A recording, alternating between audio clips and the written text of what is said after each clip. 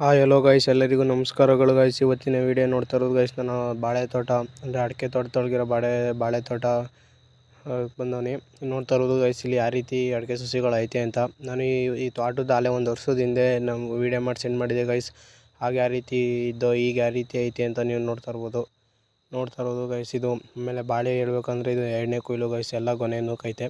ಅಂದರೆ ಇನ್ನೊಂದು ಏನಪ್ಪ ಅಂದರೆ ಇಲ್ಲಿ ಹೇಳಬೇಕು, ಈ ಬಾಳೆ ತೋಟಕ್ಕೆ ಜಾಸ್ತಿ ಅಂದರೆ ಅಡಿಕೆ ತೋಟಕ್ಕೆ ವ್ಯವಸಾಯ ಜಾಸ್ತಿ ನಡೆದೈತೆ. ಅಂದರೆ ಬಾಳೆ ತೋಟಕ್ಕೆ ಜಾಸ್ತಿ ವ್ಯವಸಾಯ ಮಾಡಿಲ್ಲ. ಬೆಳಗ್ಗೆ ಒಂದು ಸ್ವಲ್ಪ ವ್ಯವಸಾಯ ನೀರು ಮತ್ತು ಗೊಬ್ಬರ ಹಾಕೊಂಡಿರ್ಬೋದು ಅಷ್ಟೇ, ಜಾಸ್ತಿ ವ್ಯವಸಾಯ ಮಾಡಿಲ್ಲ ಅಂತಲೇ ಹೇಳ್ಬೋದು ಗೈಸ್. ಆದರೆ ಏನಪ್ಪ ಅಂದರೆ ಬಾಳೆ ತೋಟನೂ ಚೆನ್ನಾಗಿ ಬಂದೈತೆ, ಗೊನೆ ಏನಿಲ್ಲ. ನೋಡ್ತಾ ಇರ್ಬೋದು ನೀವು ಯಾವ ರೀತಿ ಗೊನೆ ಬಂದೈತೆ ಅಂತ. ಆಮೇಲೆ ಅವು ಎಲ್ಲದಕ್ಕಿಂತ ಹೇಳೋಕ್ಕಿಂತ ಮೊದಲು ನಾನು ಏನಪ್ಪ ಅಂತ ಹೇಳ್ತೀನಿ ಗೈಸ್.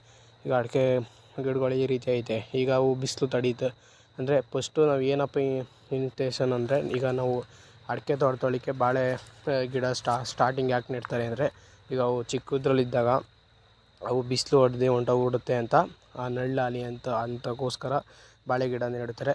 ಬಾಳೆ ಗಿಡ ನೆಡ್ತೇನೋ ಅನುಕೂಲ, ರೈಟ್ ಒಳ್ಳೆ ಬೆಳೆಯೋದು. ಏನಪ್ಪ ಅಂದರೆ ಈಗ ಬೆಳೆದಾಗ ಮಾಮೂಲಿ ರೈಟಿಗೆ ಸಿಗೋದು, ಚೆನ್ನಾಗಿ ಲಾಭ ಮಾಡ್ಬೋದು ಅಂತಲೇ ಹೇಳ್ಬೋದು. ಆಮೇಲೆ ಬೆಳೆಯೋಕ್ಕೆ ಖರ್ಚು ಐತೆ ಬಾಳೆ ಗಿಡ, ಹಂಗೆ ಸುಲಭವಾಗಿ ಏನು ಬೆಳೆಯೋಕ್ಕಾಗಲ್ಲ. ಆದರೂ ಒಂದು ಸಸಿನೇ 12 ರೂಪಾಯಿಂದ ಸ್ಟಾರ್ಟ್ ಆಗುತ್ತೆ ಅಂತಲೇ ಹೇಳ್ಬೋದು. ಈಗ ಏಲಕ್ಕಿ ಬಾಳೆ ಆಗಿರೋದ್ರಿಂದ ಆಮೇಲೆ ಅನುಕೂಲ ಏನಪ್ಪ ಅಂದರೆ, ಈಗ ಬಾಳೆ ಗಿಡಕ್ಕೆ ಒಳ್ಳೆ ವ್ಯವಸಾಯ ಮಾಡ್ದಂಗೆ ಆಯ್ತದೆ. ಈಗ ಅಡಿಕೆ ಗಿಡಕ್ಕೆ ವ್ಯವಸಾಯ ಮಾಡ್ಬೇಕಾದ್ರೆ ಈಗ ಬಾಳೆ ಗಿಡಕ್ಕೂ ಚೆನ್ನಾಗಿ ವ್ಯವಸಾಯ ಮಾಡಿದಾಗ ಆ ಗೊಬ್ಬರ ಹಾಕೋದು ಎಲ್ಲದಕ್ಕೂ ಮೇಂಟೈನ್ ಆಯ್ತದೆ. ಅದರಿಂದ ಸ್ಟಾರ್ಟಿಂಗ್ ನಾವು ಬಾಳೆ ಗಿಡ ನೆಡ್ತೀವಿ, ಆ ನೆರಳು ಸಿಗುತ್ತೆ ಮತ್ತು ಫಲನೂ ಬರುತ್ತೆ. ನಾವು ಅದರಿಂದ ನಾವು ನೆಡ್ತೀವಿ, ಅದೊಂದು ಕಡೆ ಓಕೆ. ಆಮೇಲೆ ಏನಪ್ಪ ಅಂದರೆ ಒಬ್ಬೊಬ್ಬರು ಅದನ್ನೇ ಜಾಸ್ತಿ ವರ್ಷ, ಈಗ ಒಂದು ಬೆಳೆ ಈಗ ಬಾಳೆ ಕೊಯ್ಕೊಂಡಾಯಿತು, ಆಮೇಲೆ ನೆಕ್ಸ್ಟ್ ಎರಡನೇ ಬೆಳೆ ಅದನ್ನೂ ಕೊಯ್ಕೊಳ್ಳೋದು. 2 ಬೆಳೆ ಸಾಕು.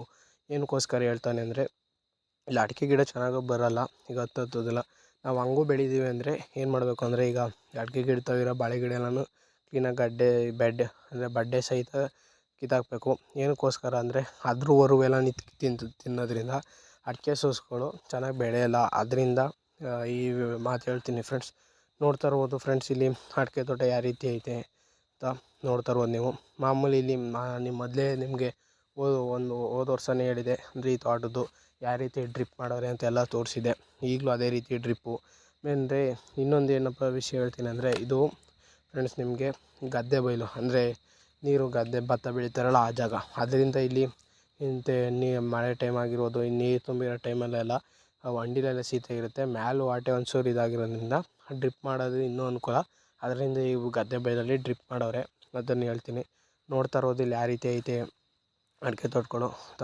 ಆಮೇಲೆ ನೋಡ್ತಾ ಇರ್ಬೋದು ನೀವು ಯಾವ ರೀತಿ ಇಲ್ಲಿ ಸಸಿಗಳೆಲ್ಲ ಚೆನ್ನಾಗಿ ಐತೆ, ಏನೂ ತೊಂದರೆ ಆಗಿಲ್ಲ.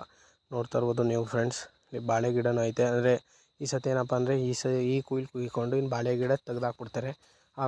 ಅದನ್ನೂ ನಿಮಗೆ ನೆಕ್ಸ್ಟು ಮುಂದಿನ ಇದರಲ್ಲಿ ತಿಳಿಸ್ತೀನಿ, ಅಪ್ಡೇಟ್ ಮಾಡ್ತೀನಿ ಅಂತ ಹೇಳ್ತೀನಿ ಫ್ರೆಂಡ್ಸ್. ನೋಡ್ತಾ ಇರ್ಬೋದು ನೀವು ಅಡಿಕೆ ಸಸಿ ನೋಡಿ, ಹೊರು ತಿನ್ನುತ್ತೆ, ಅದರಿಂದ ಇಳಿ ಅಂತ ಹೇಳ್ತೀನಿ. ಏನಕ್ಕಪ್ಪ ಅಂದರೆ, ಈಗ ಅಡಿಕೆ ಸಸಿ ಅಲ್ಲೇ ಒಂದು ಮೆಜಾರಿಟಿ ಬಂದಾಗ ಅದು ಬಿಸಿಲು ತಡೆಯುತ್ತೆ. ಬಿಸಿಲು ತಡೆಯೋದ್ರಿಂದ ಅದು ಏನೂ ಆಗೋಲ್ಲ. ಬಾಳೆ ಗಿಡಕ್ಕೆ ಇದಾಗೋದ್ರೆ ಚೆನ್ನಾಗಿ ವ್ಯವಸಾಯ ಮಾಡಿದ್ರೆ ಅಡಿಕೆ ಗಿಡ ಚೆನ್ನಾಗಿ ಬಂದು ಫಲ ಬಿಡುತ್ತೆ. ಅದರಿಂದ ನಾನು ಹೇಳ್ತೀನಿ ಗೈಸ್.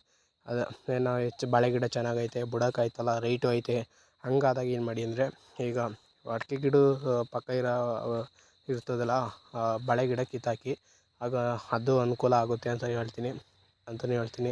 ಏನಕ್ಕಪ್ಪ ಅಂದರೆ, ಬಾಳೆ ಗಿಡ ಅದು ರೋಗ ಬರಲಿಲ್ಲ ಅಂದರೆ 5ನೇ ಕೊಯ್ಲು, 4ನೇ ಕೊಯ್ಲು, 6ನೇ ಕೊಯ್ಲು ಆ ರೀತಿಯೇ ಇರುತ್ತೆ. ಅದರಿಂದ ಹಂಗೆ ಮಾಡ್ತಾರಲ್ಲ ಅವ್ರಿಗೆ ಈ ರೀತಿ ಹೇಳ್ತಾನೆ. ನೋಡ್ತಾ ಇರೋದು ನೀವು ಯಾವ ರೀತಿ ಐತೆ ಅಂತ.